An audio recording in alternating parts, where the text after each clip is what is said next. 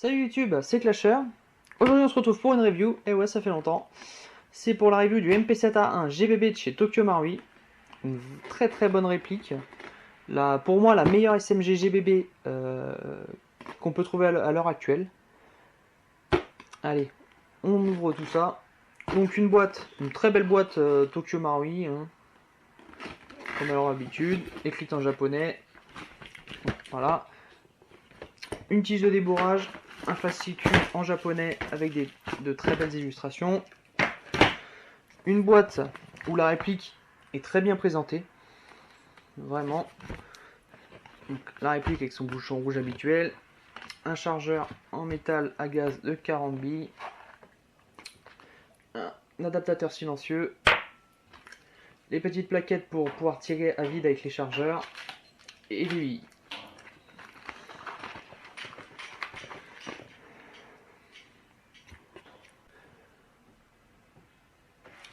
Donc voilà la réplique sans sa boîte. Donc c'est une réplique majoritairement en ABS. Donc tout ce qui est l'externe est en ABS. Talon cross aussi. Par contre après vous avez tout l'interne qui est en métal. Les rails en métal. Tout ce qui est éjecteur de chargeur, tous les sélecteurs, détents. Le cache-flamme. Vous avez aussi le levier d'armement qui est en ABS. Donc c'est une pièce qui pourrait casser si vous l'utilisez mal, on va dire. Donc à manipuler avec précaution. Les organes de visée sont en métal aussi. La réplique sans chargeur pèse 1,8 kg, donc ce qui est très léger.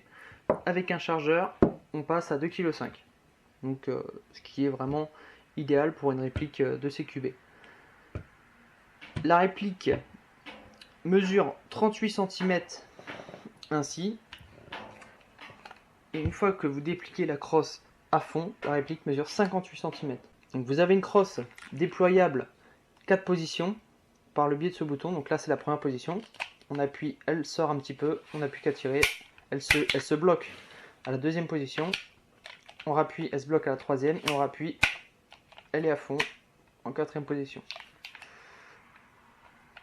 Il suffit de le repousser et elle se clipse tout à la fin. Donc, la réplique possède de très beaux marquages que je vais essayer de vous faire voir. Donc le HK MP7A1, les marquages Marui avec ASGK, de l'autre côté le calibre RS, en dessous un numéro de série qui ne doit pas être unique. Donc la réplique possède une poignée dépliante. Vous avez juste à pousser ce bouton vers l'arrière. Voilà, elle s'ouvre et elle se verrouille. Et vous n'avez plus qu'à tirer vers le bas pour la replier. La détente possède une double sécurité. Si vous n'appuyez pas correctement sur les deux parties, vous ne pourrez pas tirer, même en semi. Donc, sélecteur 3 positions, sécu, semi, full auto. Donc la réplique est entièrement ambidex, que ce soit sélecteur de tir, l'arrêteur de glissière pour désengager les chargeurs. Voilà, vous voyez, ils sont bien là tous. Donc cette réplique conviendra parfaitement autant au droitier qu'au gaucher, ce qui est pas plus mal. Organe de visée, donc visée basse 3 points blancs. Vous pouvez les déplier en visée haute. Vous avez une mire avant réglable en hauteur, un œilleton à l'arrière réglable en dérive. Donc la réplique d'origine a un canon d'un diamètre de 6,04 mm, donc ce qui est vraiment très bien pour de l'origine. Donc personnellement je trouve que le canon fait l'affaire, il n'a pas besoin d'être changé dans l'immédiat. Donc c'est une réplique qui a une portée effective de plus de 40 mètres droit, donc ce qui est vraiment parfait pour une si petite réplique avec un si petit canon et surtout à la puissance où elle sort.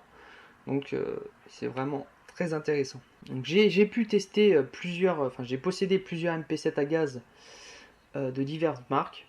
Donc notamment le MP7 KWA, donc qui est plus gros car il est plus à la cote réelle, tandis que celui-ci a une cote un petit peu plus petite que le véritable MP7. Mais le MP7 4WA tape beaucoup trop fort. Il tape à 400 FPS encore quand il fait chaud, même un peu plus. J'étais monté à plus de 410. Donc le MP7 4WA n'est pas une réplique pour le CQB, contrairement à celle-ci, qui est annoncée plus dans les 320 FPS.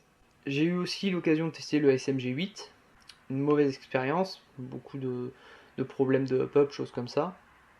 Et aussi la réplique tape aussi un peu fort, à plus de 380 FPS. Donc vraiment, j'ai envie de dire, la plus fiable qu'il y a sur le marché, c'est celle-ci. Si vous voulez un MP7 à gaz, c'est celui-là qu'il faut prendre, pas un autre. C'est vrai que son prix peut faire peur. Dans les shops, il est à plus de 350, voire 400 euros en France.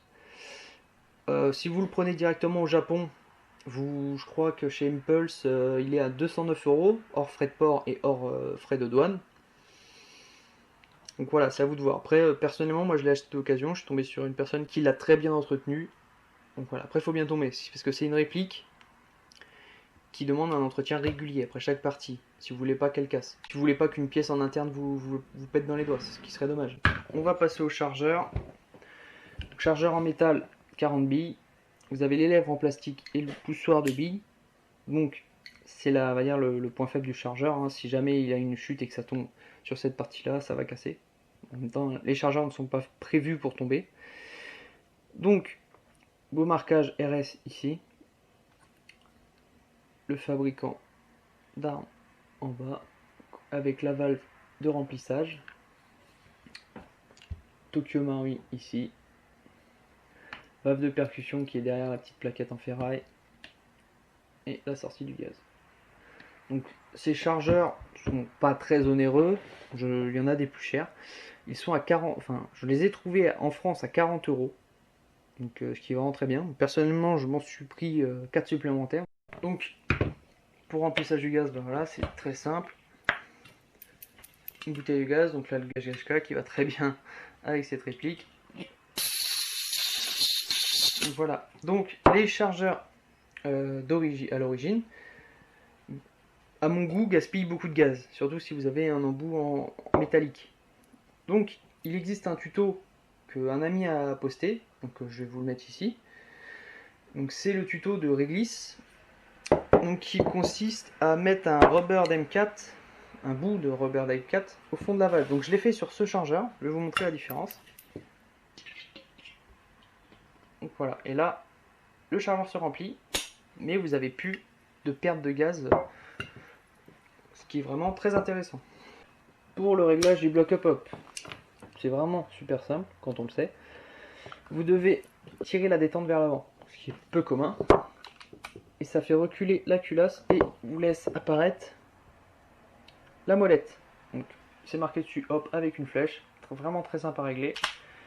Et je trouve vraiment dur, donc ce qui n'est pas plus mal, ça évite que avec le kick de la réplique, le réglage se dérègle tout seul.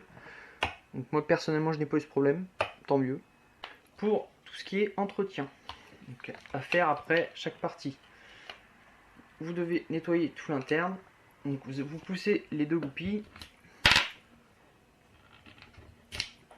voilà, et tout le bloc va sortir. Donc voilà, donc à l'intérieur reste encore toute une carcasse métallique que si vous voulez la démonter, là par contre il faudra démonter les deux sélecteurs et la détente. Et après l'ensemble du bloc avec le canon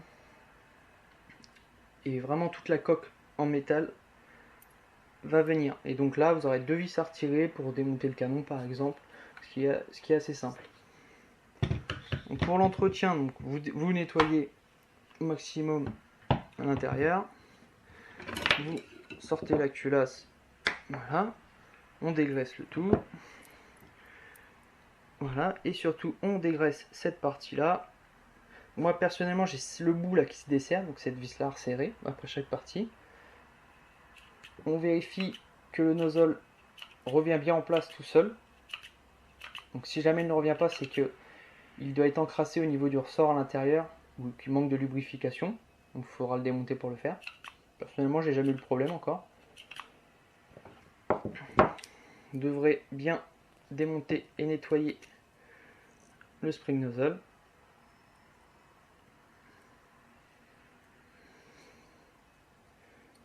Voilà, donc bien tout nettoyer, relubrifier avant de remonter. Voilà. Donc, personnellement en huile, j'utilise ça, la Protect Gun Huile, donc, que j'ai acheté sur Airsoft Entrepôt, qui fait très bien son travail. En plus c'est en gros format, j'ai envie de dire, parce que d'habitude j'achetais les petits flacons et je tombais vite en rame. Donc voilà, une fois que tout ça c'est nettoyé, regraissé, on remet le spring guide. Donc il y a un petit trou au fond de la crosse, hop, on remet le spring guide dedans, on clipse, donc c'est là qu'on voit que c'est vraiment un tout petit bout de plastique, le levier d'armement. Si le bout pète, vous ne pourrez plus armer la réplique. Donc hop, on commence par remettre la crosse en place. Voilà, ça reglisse tout seul. Voilà, et on remet les deux goupilles.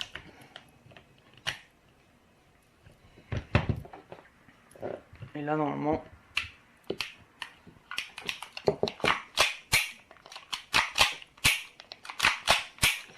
voilà, la réplique est prête à jouer. Donc, je vais vous mettre plusieurs extraits in-game de MP7, donc le MP7 Tokyo Marui. Je vais vous mettre aussi un passage du MP7 KWA et du SMG8 pour que déjà vous entendiez la différence au niveau du bruit. Ensuite on passe au passage chronique.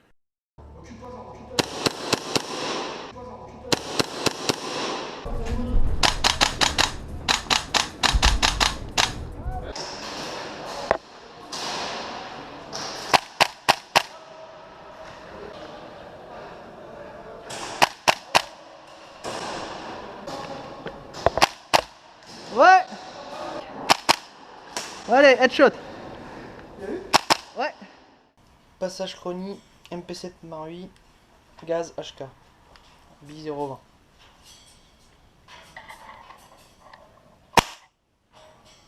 315,